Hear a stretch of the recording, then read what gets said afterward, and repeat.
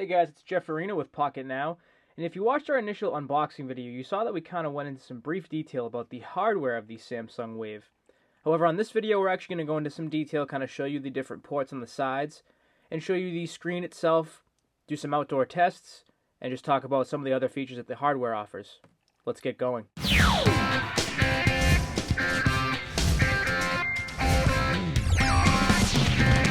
Alright, and we're back, and you've probably heard me say a few times already that the Samsung Wave has a Super AMOLED screen. It's actually the first device to have the Super AMOLED screen. It's the same screen that you're going to see on the Samsung Galaxy S when it is finally released. However, I do want to just give you a quick comparison from the Samsung Wave to the HTC Evo. Now, the Evo is an LCD screen, whereas the Wave, once again, is the Super AMOLED screen. And the main thing I want to show to you here is going to be the color clarity and the color accuracy. A little hard to tell, this is actually appearing a little darker right now, and that's because of the sensor. Basically, the light that I have is actually more over the Evo sensor than it is the Wave sensor, so don't worry about the brightness with the two screens. However, the color accuracy and the color clarity, it's tough to tell with the camera, but it is much better on the Wave, much clearer. Going back to the home screen, you can also see the fact that it does look this actually looks a little washed out. This looks much, much better, much more clear. So I'm going to put this guy aside. Now, one of the things that I really wanted to check out with this phone was going to be the outdoor screen test. I can tell you inside, it looks fantastic. However, outside, Samsung had said that it would look great. I wanted to test that theory, so here's the video for that. Alright, I've gone ahead and actually moved outside so that I can kind of give you the direct sunlight test. I apologize for any background noise. There's actually some construction going on by my house this morning. What I'm going to do is I'm going to turn the screen on. As you can see, it's a little tough to see it. It's not the brightest. I mean, it's tough to pick it up with the camera because there is the glare from the camera, but I can definitely see what I'm doing right now, which is much better than I was experiencing with the Nexus 1 especially. So what I'm going to do now actually is I'm going to go ahead and go to the settings though and turn up the brightness all the way, and that should make it even better.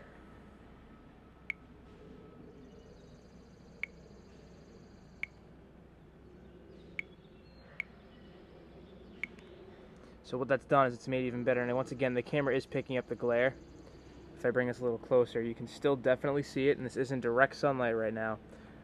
It's hard to kind of reproduce this on the camera, but I can definitely see what's going on. I can go to the phone here, make a phone call if I wanted to.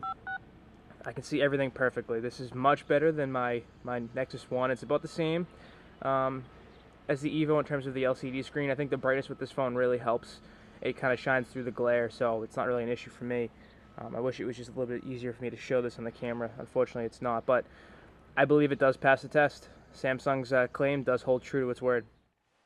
Alright, and we're back inside after doing the outdoor screen test, and I kind of just want to go over the hardware itself, just as you see right here, the form factor, the whole 9 yards. It is a capacitive touchscreen. It's a 3.3-inch capacitive touchscreen.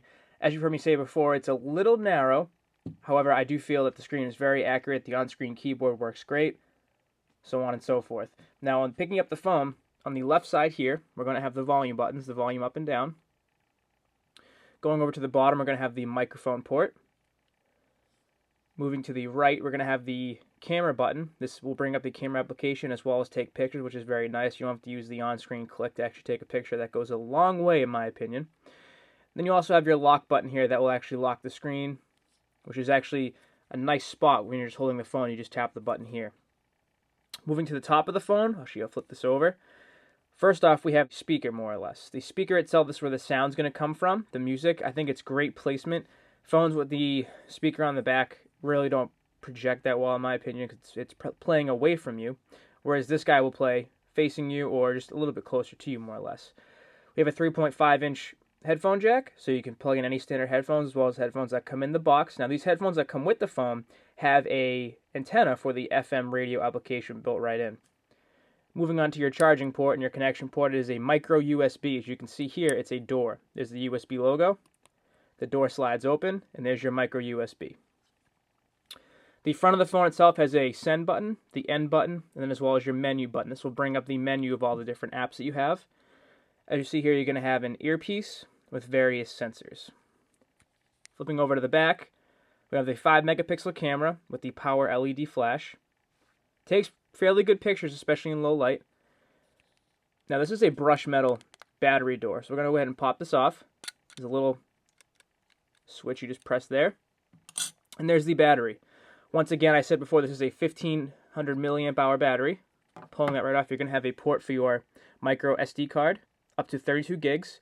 This phone will come with 2 gigabytes of onboard storage, but you can expand that up to 32.